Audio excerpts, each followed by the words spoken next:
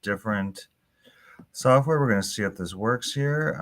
This is, for those who don't know, I am Dr. Neil Paulman. So we're going to do a Q&A about a lot of different things in terms of health and wellness and see if you can answer some questions. So those of you on Instagram, can you let me know if you guys can hear me, if the quality is good? If not, we are going to try to do this a different way.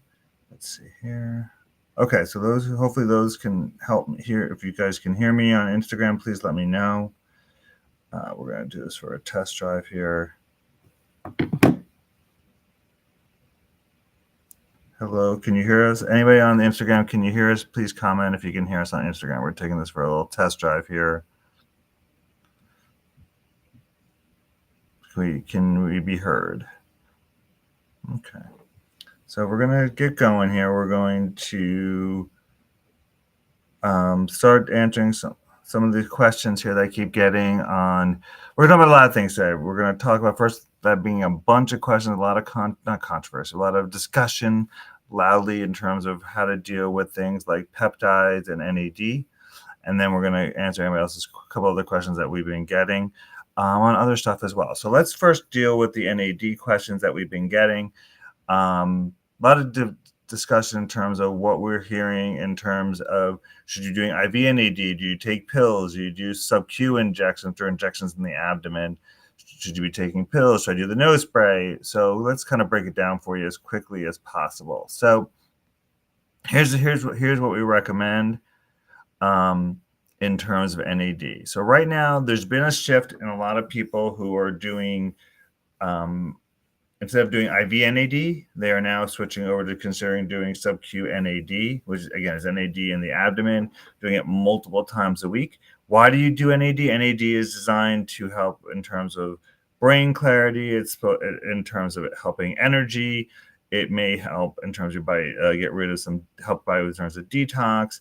It does a lot of different things. It can help with as an antiviral in some cases. So we do it for a lot of different reasons. Some people just feel it helps as a nootropic as well, which means it helps the brain work effectively. So somebody's posting already, is NAD really effective? And it's been out there. There are not many studies that show that NAD IV or the injections in the abdomen have huge value. It's all based on what we call case studies of people saying that, wow, I had more energy when I did NAD, or it helped get rid of my viral infection, or it helped my brain fog go away, or some people are now using it in terms of fertility. So there is not great, again, statistical evidence that NAD works as well as people propose that it does. There are some oral supplements that are coming out or out that have some data in terms of potentially heart protection, decreasing blockage, and so on. So in terms of making that choice, what should you be doing? So right now, in terms of making that choice, what we recommend is try doing an IV NAD. If you're going to do IV NAD, we say all the time you need to do a loading dose, multiple IVs within 2 or 3 weeks. Obviously 2 weeks, usually anywhere between 3 to 5 IVs at higher, building up the dose of your body, get used to it. So the key is and see how you feel. Some people really have a lot of, again, their cognition is clear, their energy is clear, then continue doing the IV. If you do not continue to use, if you do not notice a huge improvement, then you may want to switch to the self-injections. I use the self-injections at this point most of the time for time and efficacy and cost and all these different effects. The dosing varies. Most people are doing 50 to 75 milligrams 3 times a week.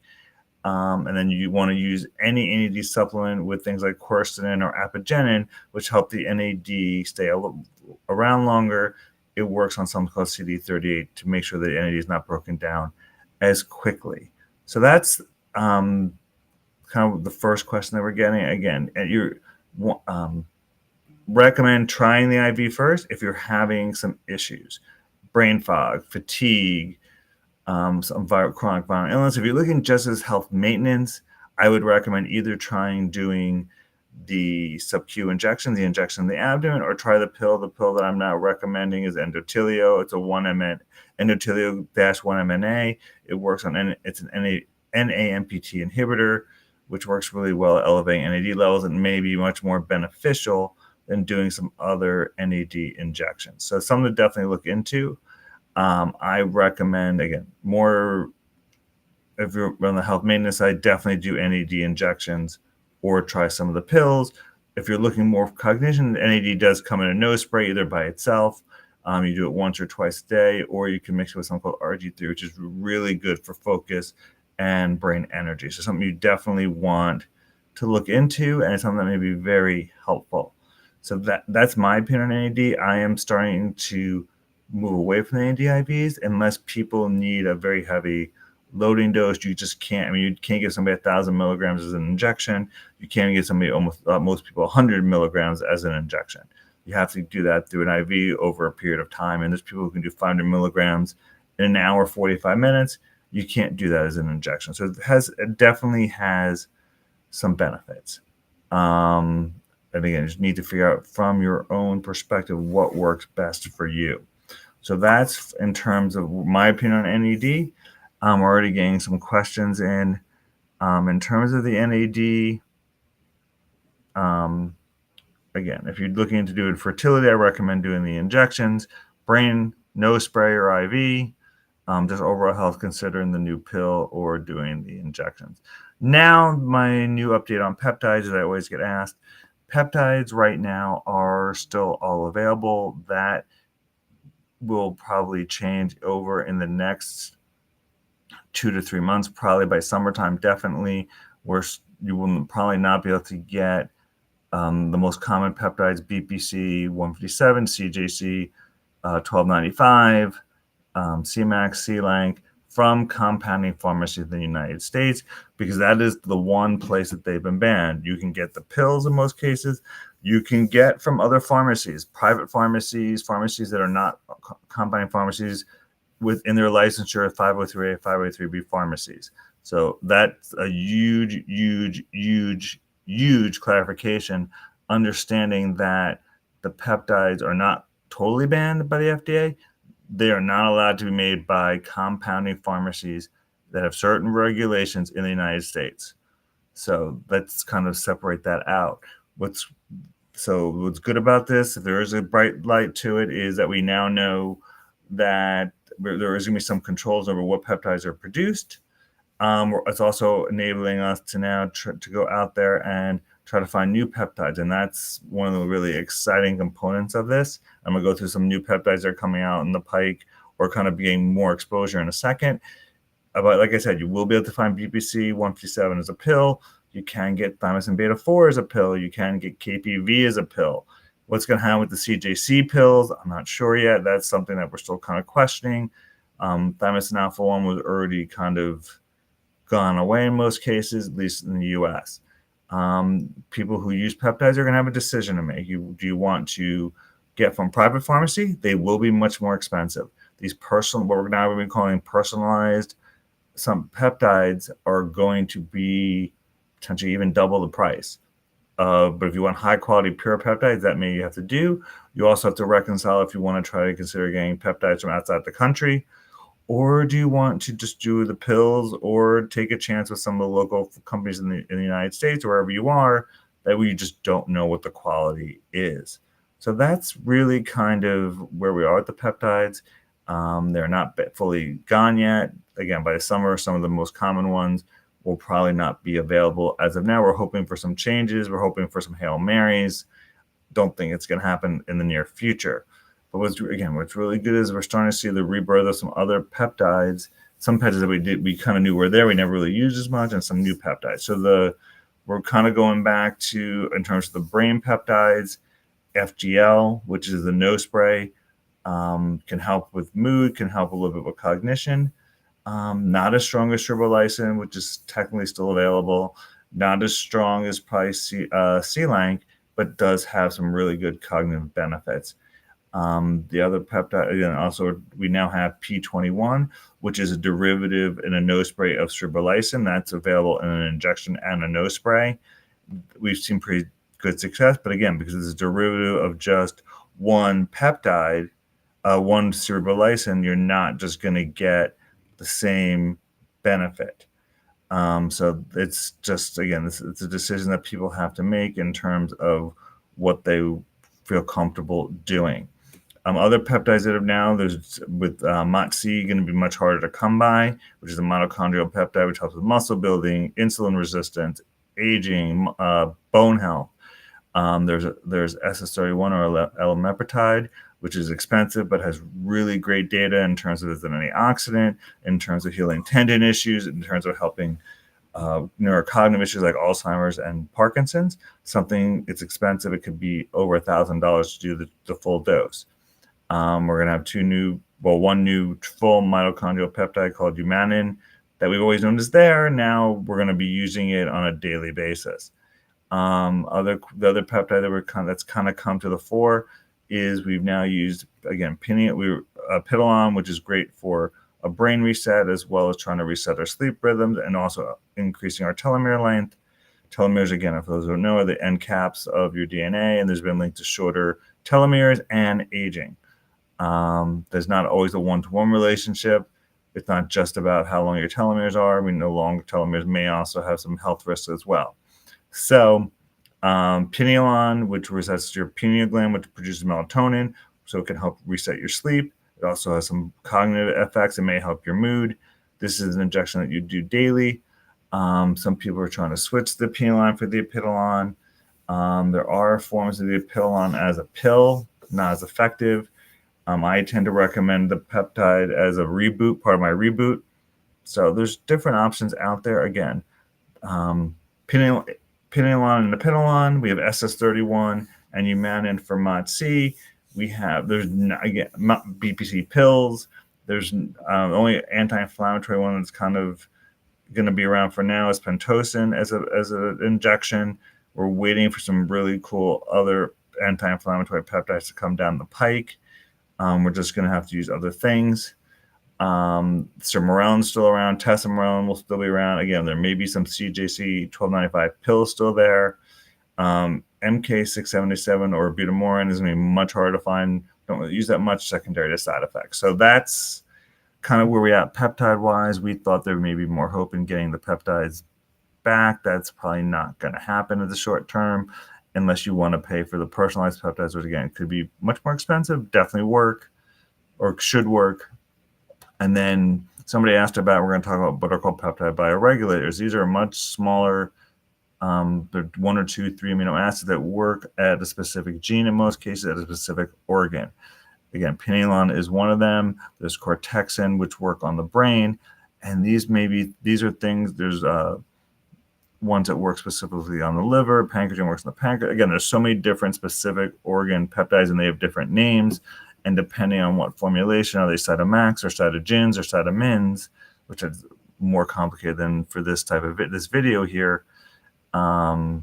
These may be things that, again, instead of using broader peptides like a BPC or a TB4, we're going to start, if we want to work on the spine, we're going to use one peptide or two bioregulators. Or if we're going to work on the immune system, we're going to do another bioregulator and try to find something close to like a thymogen, which is a bioregulator. So again, this may sound like alphabet soup, and I'm going to try to do a post on some of these kind of tit for tats here a little bit. Just be aware that this is an ever-evolving. We're trying to really adapt, and it may take a year or two before we get some new versions of the peptides that are just as good as what we had. Again, there's always fights going on in terms of protecting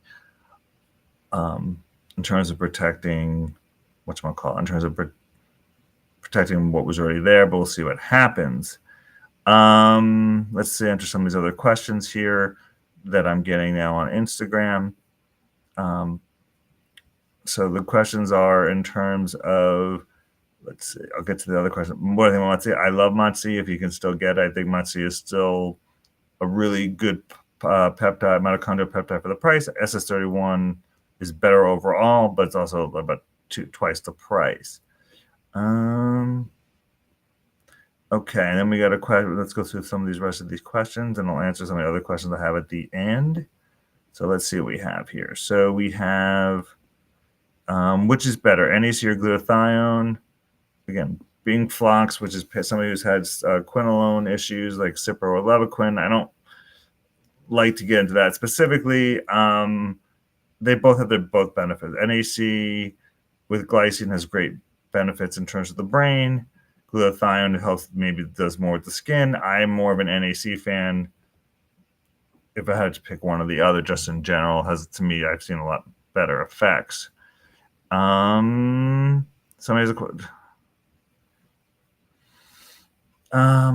there's a question about oxytocin, which is the love drug. Also could be used for mood issues, which is trying to, and also may help with energy and also boosting workout.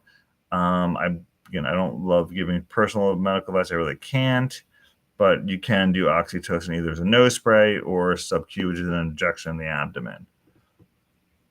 Let's see. Okay, let's see what other questions we have here. A couple of the questions we had is that I got of people who are not on right now are in terms of supplements for cholesterol. And they're helpful. They are a starting point along with exercise and diet. At this point, we know that people have either high numbers and or abnormal studies, heart studies done, then that's time to potentially consider adding on medications. There are some medications that are not statins. You have Zetia, bempedoic acid, colchicine, all these different things based on what your studies are and what your labs are very helpful. In terms of supplements, though, that I got asked about in terms of in terms of how do you lower cholesterol? I mean, again, bergamot plant sterols can be helpful. We're trying to do a lot of different things. We're trying to help the body get rid of the cholesterol as best we can. We're trying to decrease the inflammation, which can be done with things like berberine or SPMs or fish oil. We're trying to decrease the oxidative stress, which you can do with anything like Bronchoprotect and then activates NRF2, or again, NAC. We don't use glutathione as much. We're trying to get rid of, again, senescent cells, which you can do with quercetin. So we're trying to do a lot of different things. We're trying to boost ATP. We're trying to heal the mitochondria, things like MitoQ, and I mentioned SS31 before. So that's an answer in terms of the cholesterol. I'm going to really bring up briefly because it's gotten some publicity recently. Uric acid is not just about gout anymore. People are asking, is it something they should be checking? Yes. Uric acid has now been linked to diabetes, heart disease, potentially Alzheimer's and other issues. Definitely recommend getting uric acid checked at least on a yearly basis, if not twice a year. Optimally 1 under 5, at least under 6. Again, there are medications like colchicine that have some side effects. There are some supplements like vitamin C and quercetin which may bring it down. So it's something definitely to look at. Couple of the questions that I've been getting a lot. Again, I've been getting a lot of brain questions. And I'm going to do a whole brain episode. Hopefully going to bring on a guest as well. I'm going to be doing a couple broadcasts, the Life Optimized podcast as well on brain, because there's just so many different questions about it. But really, in terms of brain, we are really excited what's coming out between the supplements. I mean, unfortunately, one of the best supplements, prodrome or plasmalogens, are now going away.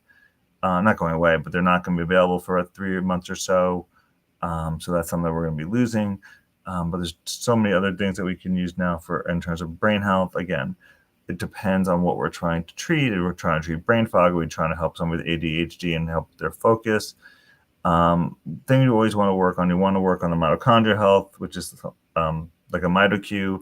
We want to work on the mitophagy, which you know is a really big deal with this. Things like urolithin A. We want things like creatine, which helps with the energy and boosting ATP. Something just came out a couple of days ago that people have poor sleep and have problems with their brain function. Just take some creatine, a higher dose, and that will help with your cognition. So, I mean, that's the question that we keep asking. And then the last thing I want to really bring up tonight is the question I keep getting in terms of saunas. So you have an infrared sauna versus a dry sauna. They're different. They work differently. One heats inside, one heats outside. The infrared light in most infrared saunas it's a nice little add-on. It's not usually strong enough or close enough to really provide huge benefit. They're usually a little bit cheaper, infrared saunas, if that's what you can use. that's better than that is good. I've now switched more to a dry sauna fan at this point. I think the data is a little bit better. There is some data with infrared saunas. We can achieve hotter heat. We know that it can reduce blood pressure. It can help with longevity. It can help with decreasing toxins. It helps with brain function. It may help with heart rate. A lot of other really good benefits of sauna. But some of the stuff, look, again, the question would be, if you can do dry sauna, do dry sauna. Make sure no matter what sauna you get, make sure there's no EMF leakage. Make sure it's the right wood. Certain woods are just not as effective for saunas. And make sure that how it's producing the heat, and make sure there's not any type of off-gassing, as well as problems in terms of any type of toxins that are being produced when their sauna gets hot. It could be the glue, it could be a lot of other things. Make sure you do a deep dive into the research in terms of what are the really good saunas. So that's going to end tonight. I'm going to do, over the next couple of weeks, we're going to do some more specific topic videos rather than Q&A. And that'll come on soon. So if you guys have any questions or topics that you guys would like to discuss, please let me know. We got a couple of questions at the end here, so let me see if I can hit those first. Is NAD topically? Yes, NAD is really good for skin health. There's a couple of good products. Young Goose is a really good NAD skin care product. You can get it from a couple of pharmacies by itself. It is anti-inflammatory. It does help boost collagen. Do peptides need to be administered fasted or best absorption across the blood-brain barrier? Has nothing to do with fasting. It just depends on what the molecule is. Many of the peptides do not cross the blood-brain barrier. Some do, especially the nose sprays. That's why I use them as nose sprays. Cerebrolysine will cross the blood-brain barrier. A couple of the other ones will as well. So that ends the video tonight. The topics you guys want to hear, let me know, and I'll be back soon. Have a good night, guys. Bye.